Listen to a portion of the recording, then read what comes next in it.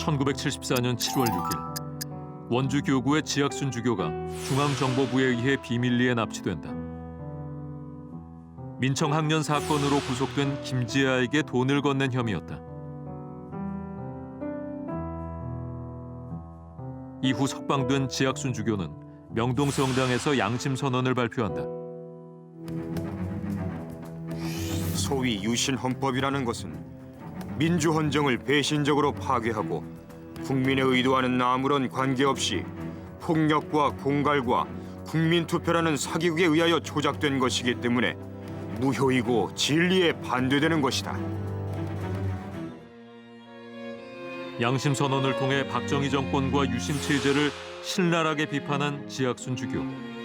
이로 인해 그는 또다시 구속되어 15년형을 선고받는다.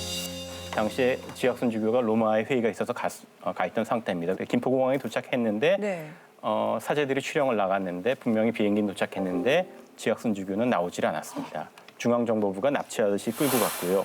고문은 하지 않았지만 온갖 쌍욕을 하고 사실은 네, 인격적인 모욕을 많이 했다고 합니다. 주교한테. 그리고 김수환 추기경이 박정희 대통령과 면담하게 됩니다. 면담하고서 그날 풀려나게 됐죠. 그래서 금방 보신 것처럼 유신헌법이 무효라고 하는 공개적인 선언을 하게 된 것이고요. 그래서 다시 연행됐고요. 그래서 긴급조치 위반으로 15년형을 선고받게 됩니다. 주교가 구속돼서 실형을 선고받는 한국 역사상 최초의 일이 벌어지게 된 것입니다. 그 주교를 구속한다는 건 자체가 이게 정말 상상할 수도 없는 일이잖아요, 거의. 그러니까 그 사건으로 제가 볼 때는 정말 유신 정권하고 전주교의 관계는 정말 다시는 올 수 없는 그런 강을 이제 건너온 그런 상황이었고.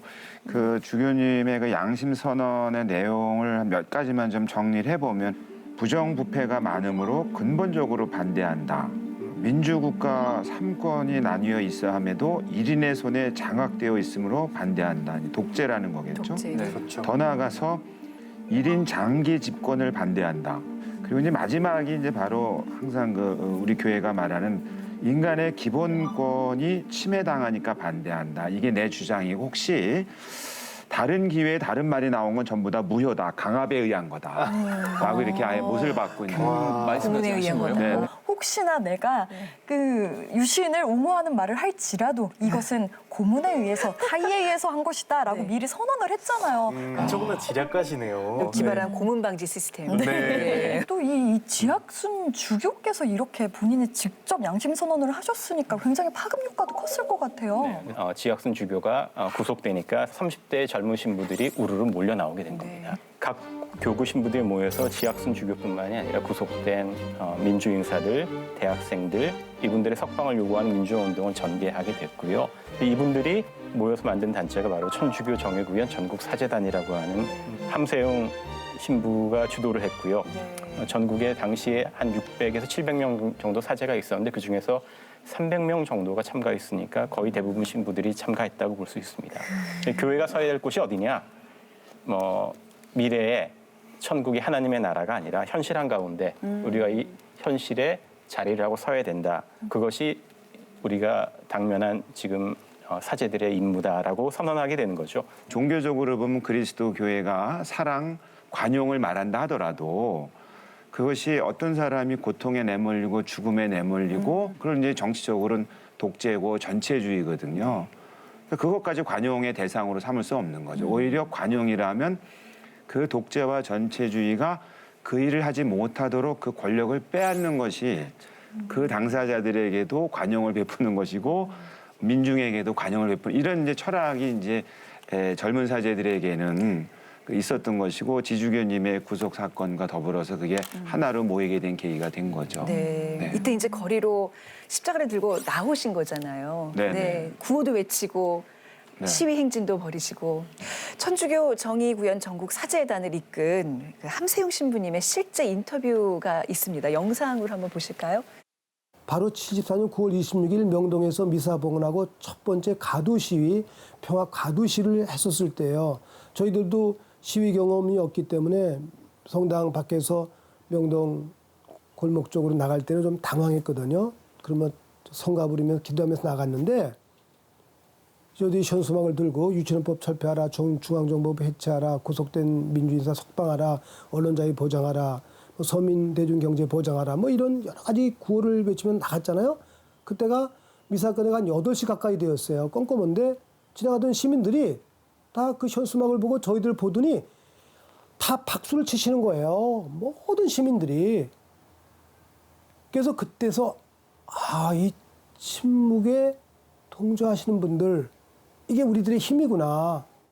얼마나 감동적이었겠어요. 시민들이 막 환호하고 이점에 박수 쳐주고 이랬을 때. 근데 잠깐 이 시점에서 원래 정교 분리가 오래된 전통이고 원칙으로 알고 있는데 갑자기 이렇게 교리를 바꾸게 된 어떤 계기? 왜 그렇게 된 건가요? 새로운 바람이 교회 내에서 이제 불어오고 그것을 공식화한 절차가 62년에서 65년에 있었던 제2차 바티칸 공의회라는 것이었습니다. 네. 좀 더 구체적으로 말하면 교회가 있어야 될 자리가 어디냐를 놓고 볼 때 정치가 됐든 종교가 됐든 경제가 됐든 문화가 됐든 국제 질서가 됐든 이 모든 일들은 사람을 위한 것이어야 한다. 그리고 공동체를 위한 것이어야 한다. 뭐든지 우리 신앙의 목표는 사람을 구하고 사회를 쇄신하는 것이어야 한다. 모든 영역들이.